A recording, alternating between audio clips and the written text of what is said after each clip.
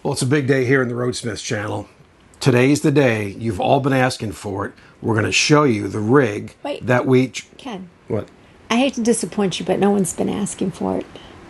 Yeah, they have. They've been asking for it. I think you've been watching the other channels. Well, maybe I have. So nobody's asked for it? No. All right. Well, if you were going to ask for it and you did want to see the RoadSMITHS rig, stay tuned for the video. The Alliance 310 RL, our fifth wheel, and our home on wheels. Coming up next.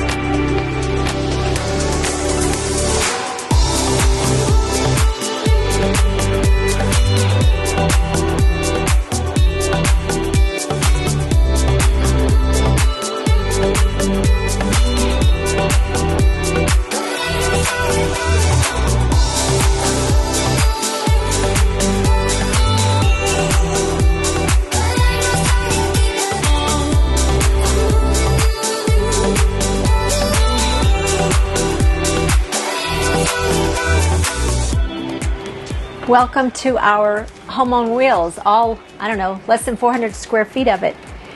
This is our dining area, workspace. Ken actually took what was the dinette, which was turned this way and accommodated 4 chairs, and he removed that, replaced it with a much larger tabletop, turned it long ways, and then created a workspace slash dining area for us. And it also gives Mika her favorite spot, which you can see. She spends quite a bit of time sleeping down there. Hi, Mika. Yeah. And you know, it's funny because I just commented today earlier, isn't it funny how when you search for an RV, or at least for us anyway, we definitely wanted one that had no carpet. And then I look around and go, okay, well, we added all these rugs. Rugs. I guess just because you can buy cheap rugs, and then once they get yucky, you just throw them out. But anyway, so this is our living area.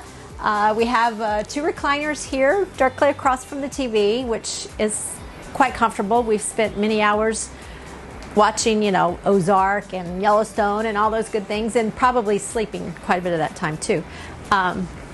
Yeah, I do that a lot. Here we have our sleeper bed. It actually pulls out into what they said is a queen size, and our kids and grandkids have slept on it, and they said it wasn't too bad, but I'm guessing it probably wasn't too good. But it works. And over here we have what I thought in the beginning was a really cheesy fireplace, because I'm like, why in the world would you want a fireplace in an RV? But to be honest, it works extremely well. We get up in the mornings, and on a cool morning we just turn it on, and it heats this whole area really fast, and press of a button, and creates a little bit more atmosphere too, which is kind of fun. Different colors on there. So let's see, you got that goes low. Oh, we got the purple, disco lights, and blue. I don't know if the camera's picking up, and back to orange, and then 0. And then you got that. Okay. So over here we have our kitchen area. This is where all the magic happens. We actually cook and eat really well on the road. Probably I enjoy cooking more now than I did in our house. I don't know why that is. I think I got bored of it or something. Check out our video. We'll put a link in there to the RV appliances that we use, that are sort of these micro appliances that are really kind of cool. So yeah, so this kitchen area, although it's small, it actually offers a lot of storage space, and one of the things I probably like best of all is this really deep, large drawer, and that's where I store most of our small appliances. And anyway, I'll just kind of show you, what I do in case anybody else is ever interested in how I set things up. But silverware, and just 2 really nice sized drawers either side here. This is our 4-burner cooktop, and it works really well with a full-size oven. Works great. I will have to say I do have to adjust it a little bit because the thermostat, I guess, is not totally accurate, but it works really good. Microwave, and this is kind of a cool area where I keep all of my spices. This works out really great. I just have these plastic boxes that I put everything in. And Alliance, if you're listening, just one thing to add: put some struts on that door and the door above the refrigerator, because they definitely don't stay open, and it's kind of hard to get stuff up in there. Although that's probably something that could be added to our honey-do list if you really wanted to do that. And the engineer in me said, "Nah, not going to do it." And I have a large, although I'm in the middle of washing a few dishes, but I'll show you anyway. Large farmhouse style kind of sink. And I love this right here because I use it to, number one, cover up dirty dishes. Number two, it's great for drying things, and it's awesome. I love it. Another thing that Alliance does that's super cool is they have this lighting, accent lighting, I guess they call it. Yeah. And it's actually really cool, especially at night, because it gives you just a little bit of light. But above the beams, the really good part about it too in the kitchen is when that accent light is on, it lights up under the sink. So it shows you. So if you want to see what's in your garbage, you can see what's in your garbage. We keep our garbage under the sink. Not everybody does that, but that's where I like to keep it. And anyway, it keeps it.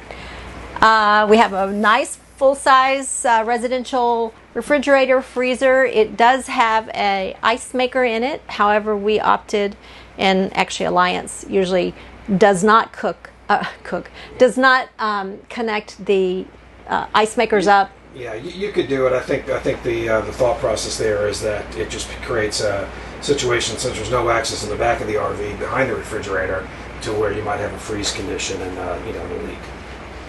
And here's our, I don't know, what you might call a butler's pantry. And we kind of started a project. When does the butler show up? Because I've been waiting 6 months and I haven't seen a butler yet. So we're getting a butler. I thought we were getting a butler. You said if we sold the house, we'd get a butler. No, you said. I said I'd get a butler. You said it. But I do want to show you, this is probably one of my favorite purchased items. And it just happens to be a picture of us and Megan with Mika. How about since we sold our house, because this is obviously an electronic picture frame, and it's I got it off of Amazon. I actually just looked at the pricing, and it's gone up since I bought it. It's like $180 now, but trust me, it's worth it. Anyway, you send the link to kids, our kids, friends, family, whatever, and then they can download pictures, and it runs all the time, and I just love it.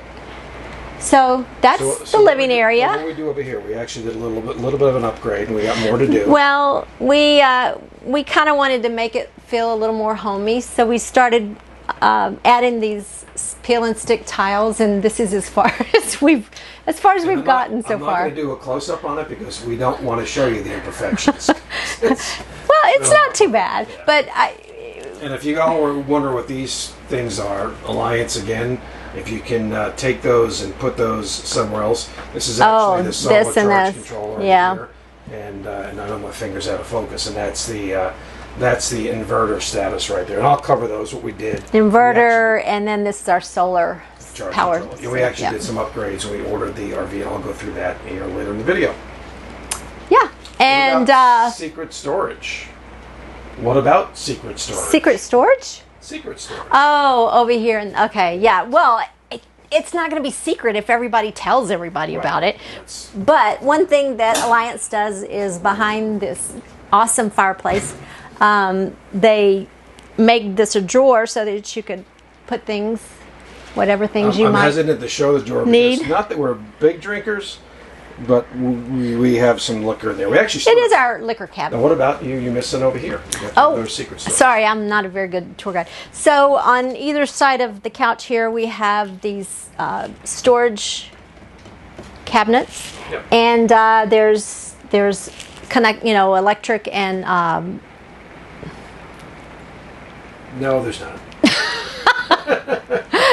There's just an open space. USB. There's USB and electric on the outside. On the outside. There's electric on the outside. There's not electric on the inside. No. So, and inside. So why don't you demonstrate the secret storage? Yes, inside on both sides, which makes it really kind of nice, is these flip up, and then you have a lot of storage area. And the air conditioning just kicked on, so that's what the background noise is. Yeah. Don't look too closely. Yeah, don't look too closely. Maybe some junk in there. Junk, dust, critters, something. No critters. So here's one thing. So we've had the RV since April of last year, so we're going on a year. And we literally just discovered more USB ports. Can you believe that? That were on the side. Now, we people never probably saying, like, that's an obvious thing. But we didn't know. So this actually, show them how that folds down, because in some of the Thompson furniture, the center console folds down and there's a USB plug there, and we were a little disappointed that we didn't get that. Can you turn that light on over there?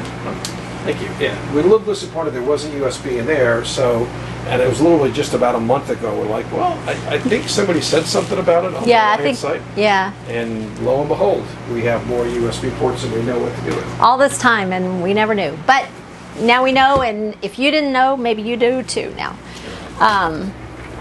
So one of the things that we actually added, which is not a standard option, actually it's not even a called out option for Alliance, is the day-night shades. And so we have the full, blackout shades over here.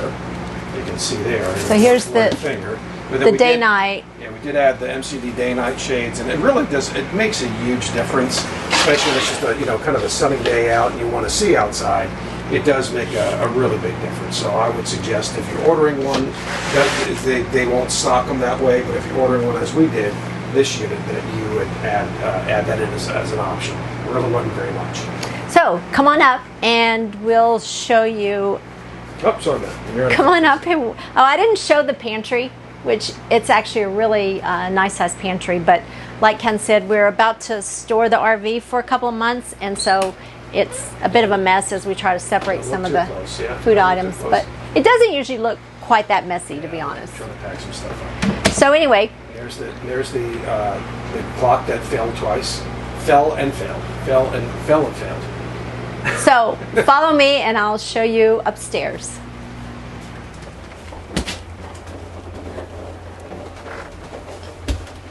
And this is our bathroom. Nothing fancy, but it works for us.